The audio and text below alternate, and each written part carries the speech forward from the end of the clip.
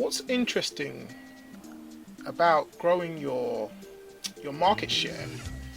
I mean, many companies really do believe any growth is good growth, but many of these companies don't have any specific tools or data to measure their market share. I mean, what is market share? And this is especially true for smaller companies. So, without any matrix, the focus always goes to doing more marketing, more sales.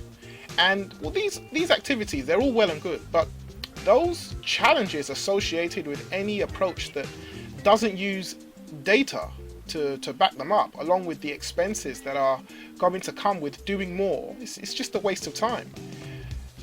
At our firm, National Diversified, we work with companies to help them grow share of the market in the right places where they're more likely to get a return on their investment and keep them away from using a shotgun approach. So, what should you be doing with your company? What should you be looking at? Well, the approach we take at National Diversified Funding post-acquisition is we provide recommendations to our clients. We're going to help them focus on increasing their market share by using more of the territorial approach and then say looking at the market segment. So here's an example. Let's say I'm working with a company and they make machinery that digs ditches. Now that doesn't sound very glamorous, but I'm not necessarily in glamorous industries. Some of them get deep in the dirt, literally. So they want to grow their share. What we have to look at is what regional differences are really going to make it more lucrative to sell their particular type of equipment. It turns out there's really a lot of regional differences. And then we look at it by segment, and the segment means where are they more likely to penetrate in the market. So we might look at utilities, we look at telecom, we look at oil and gas. So we're trying to figure out the formula that look at their market share with the least resistance.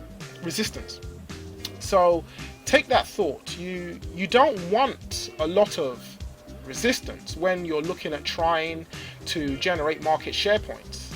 And the other thing that you need to look at is what's the relative size of what you're looking for?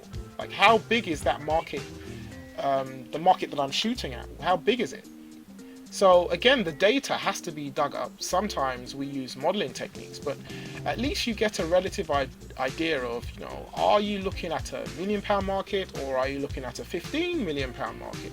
And that might help you decide how much you want to spend to pick up a few points in it. And then I always want to target areas that are in competition with us.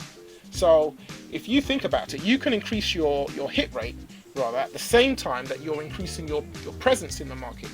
And this is actually kind of a formula that we created to define what amount to invest. So you look at the product, you look at the presence, the marketplace, you look at the hit rate, and we can actually predict the market share points you can achieve from that effort. So to get the most out of this process, you have to know where you want to go and just need a little bit of help getting there. And it's not that we don't help companies that are really in the dark and they come up with the great product or service and they say, okay, we've got this great idea and we've got a prototype and we're ready to go with it, but we can't figure it out who we're going to sell it to. And believe it or not, that actually happens. It's ill-advised. I mean, the formula that we put together, it takes the product into account. So we ask for traditional customers' needs questions like, are you selling the right features? Is it priced correctly based on your value proposition? But then we also add these factors of presence, like which segments do you need to get in front of? What are the channels that you need to use to get there? And then we look at the hit rate. So if you have what I think of as a good product and you're in the right place, then what is it that you want to do to win? And how often do you win? This is collectively like your hit rate. What's your win to loss ratio? Your win to loss rate? So we put those things together and we can actually predict the direction that you're going in. We can predict the market share gain when you start turning the knobs on each of those things. And the numbers really do tell a story. I mean, one of the things that I see is some companies who have some data actually available to them will create a national market share estimate.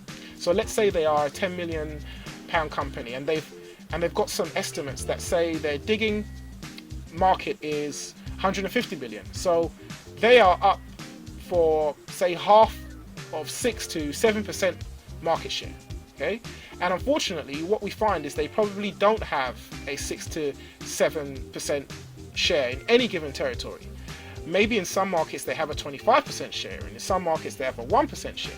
I mean, it's so important to know where the markets are, like where you're weakest, and then you can go into that approach of trying to find the weakest competitors. And secondly, I'll say you shouldn't really overlook the smaller geographies. You think the big market, the big money, but sometimes word of mouth, local presence, they work hard, they work better in smaller market and could actually be more profitable. And I think, I'd say that you don't really want to jump on the pricing wagon right away to try to buy a market share. One of my clients came to me after they did this, and while they actually did pick up some share by beating their competitors by 20%, it was a struggle for them to get out of it when they tried to introduce their next product line. So this is something that can happen. There are ways to do it quickly, but I certainly try to promote the idea of doing it at a more territory segment approach and then being smart about the matrix.